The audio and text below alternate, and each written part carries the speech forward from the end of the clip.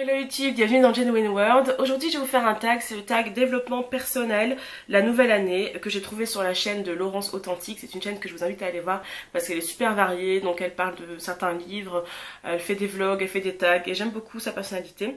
Ce que j'ai bien aimé dans ce tag, c'est qu'il me permet d'aborder différentes idées dont je voulais vous parler de toute façon en fait en vlog. Donc je ferai quand même un petit vlog dans quelques temps puisque je trouve ça quand même assez intéressant de vous raconter au fur et à mesure ce qui m'arrive, vous parler de mon état d'esprit en général et puis de différentes idées qui me passent par la tête. Mais là c'est vrai que ce tag me permet de structurer un petit peu mieux mes pensées, donc je vais vous le faire. Question numéro 1, qu'ai-je commencé en 2015 et que je veux poursuivre en 2016? Alors j'ai commencé la pensée positive, donc ça me permet de me sentir un petit peu mieux. Alors je sais pas s'il y a des effets vraiment notables dans ma vie, dans les événements qui m'arrivent, mais j'essaie vraiment le plus possible de me répéter des phrases positives. Essayer d'avoir vraiment une façon de penser beaucoup plus positive qu'avant, donc ça commence à avancer, ça commence à aller mieux, donc je vais poursuivre ça en 2016. Question numéro 2, qu'ai-je commencé en 2015 mais que je souhaite arrêter en 2016?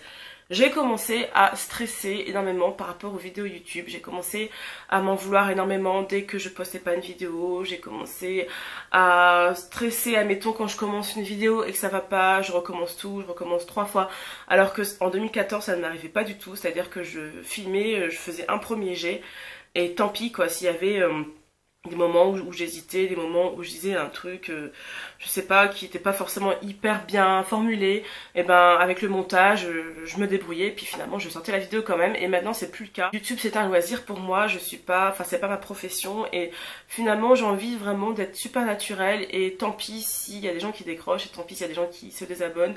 Je trouve que ça sert à rien de se tyranniser en fait pour sortir une vidéo qui est vraiment vous voyez, hyper carré. Donc maintenant je vais essayer de faire mes vidéos de façon encore plus naturelle, c'est-à-dire de laisser en fait le premier jet, et puis ça va pas tant pis, et si je filme pas tant pis.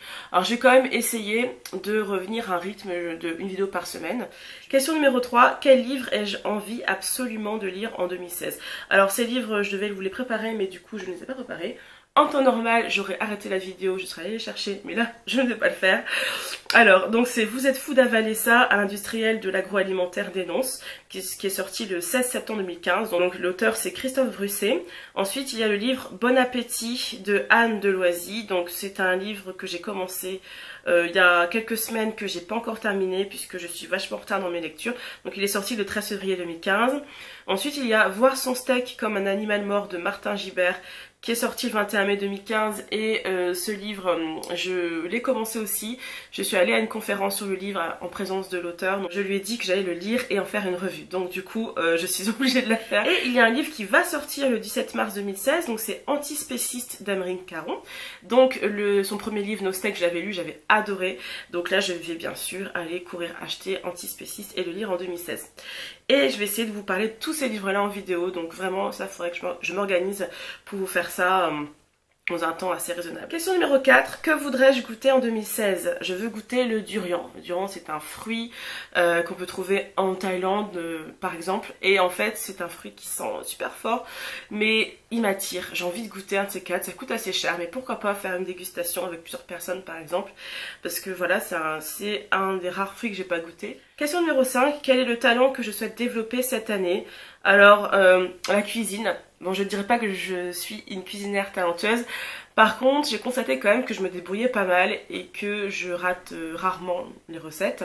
En parlant de recettes, justement, je ne suis pas les recettes à la lettre. J'ai du mal avec les recettes élaborées puisque j'ai pas un matériel génial, et en plus j'ai pas beaucoup de place dans ma cuisine.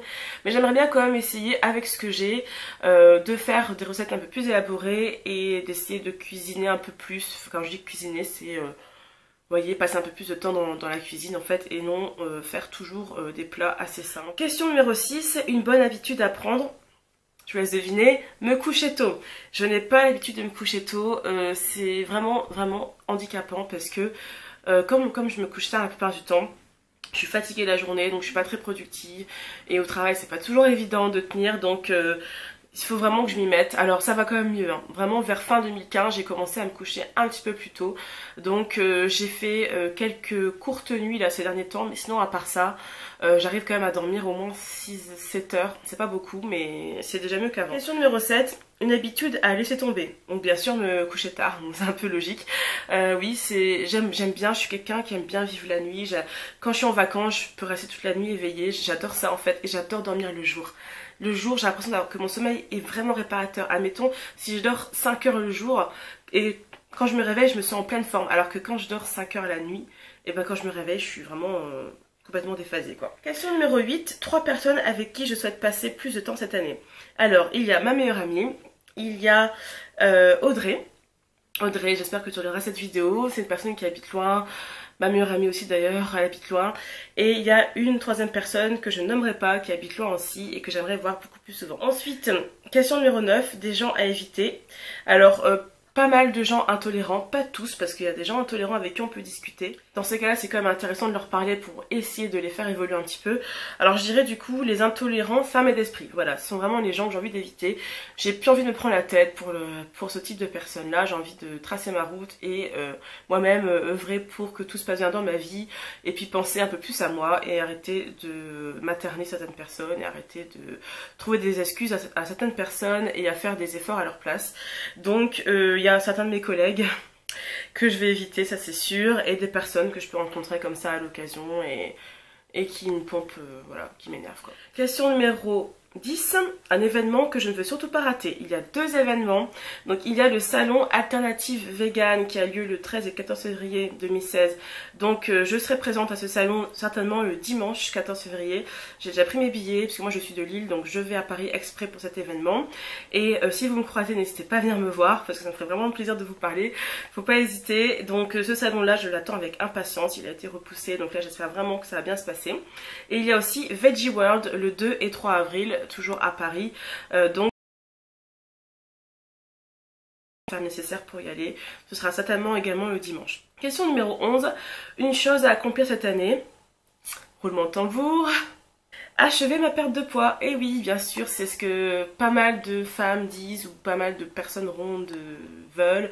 C'est-à-dire qu'en 2016, j'ai envie de finir l'année en me disant que j'ai plus ou presque plus de poids à perdre, j'ai plus envie de me sentir et de me voir comme une personne ronde. Je veux pas forcément être mince. De toute façon, qu'est-ce que ça veut dire être mince? Il y a des gens qui vont dire qu'à une taille 40 on est ronde. Pour moi une taille 40 ce serait très bien, mais en même temps j'ai pas envie de me fixer un objectif de taille parce que je peux très bien faire cette taille là et avoir un poids trop élevé. Finalement, continuer à penser en termes de santé et à tout faire pour être en bonne santé et ne pas manger en fonction de ce qui pourrait me faire perdre plus de poids ou non. Ça c'est ce que je fais depuis le début de mon changement alimentaire, même un petit peu avant, donc depuis 2013 en fait, où j'ai arrêté de faire des régimes et maintenant quand je mange, même si ça reste toujours très sain par rapport à... En fait, par rapport à d'autres points de vue, vous voyez, on a l'impression que je suis au régime parce que c'est vrai que j'ai pas de sel dans mes plats, j'ai pas beaucoup de gras, je mange quand même pas mal de plats que je fais moi-même, donc ça paraît hyper strict, mais en fait moi ça me convient et j'ai pas l'impression de me priver du tout, donc je vais pas me goinfrer de plats, de tartes, des trucs vraiment, vous voyez, cuits et recuits et puis bourrés de sel ou je sais pas quoi ou de sauce pour avoir l'air de pas être au régime, bref, on s'en fiche. Donc oui, j'aimerais bien achever ma perte de poids et non pas faire des choses pour perdre du poids, je sais pas si vous voyez ce que je veux dire. C'est-à-dire qu'en fait en 2016 j'aimerais continuer en fait ma façon de m'alimenter, peut-être même qu'elle va évoluer, elle évolue constamment de toute façon, mais continuer à être en accord avec moi-même et faire ce que je peux pour être en bonne santé, pour essayer de maintenir en tout cas cet état un peu plus, vous voyez, dynamique que j'arrive à obtenir là avec tous ces efforts entre guillemets, parce que c'est pas vraiment un effort. Je vais essayer de maintenir ça, voire même améliorer mon état, mais sans me foutre la pression. Mais j'espère vraiment que 2016 ce sera l'année de la transformation et que je serai complètement différente à la fin de l'année. Question numéro 12, un gros projet en vue. J'ai pas de gros projet, non, je sais pas si je peux dire que je veux déménager, j'ai pas envie de me porter la poisse, c'est pas toujours évident de déménager, puis surtout que j'ai pas vraiment envie au fond de moi de déménager. C'est la seule chose qui m'est passée par la tête quand j'ai lu les questions, donc je dirais déménager. Question numéro 13, quelle est l'activité à mettre plus souvent au programme? La lecture. Vraiment, je ne lis pas assez. Pendant un moment, je lisais tous les soirs. Maintenant, je lis presque plus. Et la marche, puisque je suis pas motorisée, donc je marche pas mal, mais je marche pas assez. Je pourrais peut-être des fois ne pas prendre le métro et puis essayer de marcher un peu plus. Question numéro 14. À quoi ai-je envie de dire oui en 2016? À l'amour, je n'en dirai pas plus. Question numéro 15, quel est le mot de l'année? Mon mot de l'année, pardon, c'est bonheur. Alors parce que en 2015, je n'ai pas été heureuse et j'aimerais bien qu'en 2016, je me sente un petit peu plus, je sais pas, enfin je suis heureuse de vivre dans tous les cas, mais je suis pas heureuse dans ma vie. Et j'aimerais bien en fait que ça change. Voilà, le tag est terminé, faites-le si vous en avez envie parce que j'aime vraiment les questions, c'est super intéressant. Ça permet de, comme je vous l'ai dit, de résumer, de recouper un petit peu différentes idées. Et oui, c'est un bon tag, c'est intéressant par rapport à d'autres, je dirais. Merci beaucoup d'avoir regardé, je vous dis à très bientôt. Portez-vous bien, bye bye.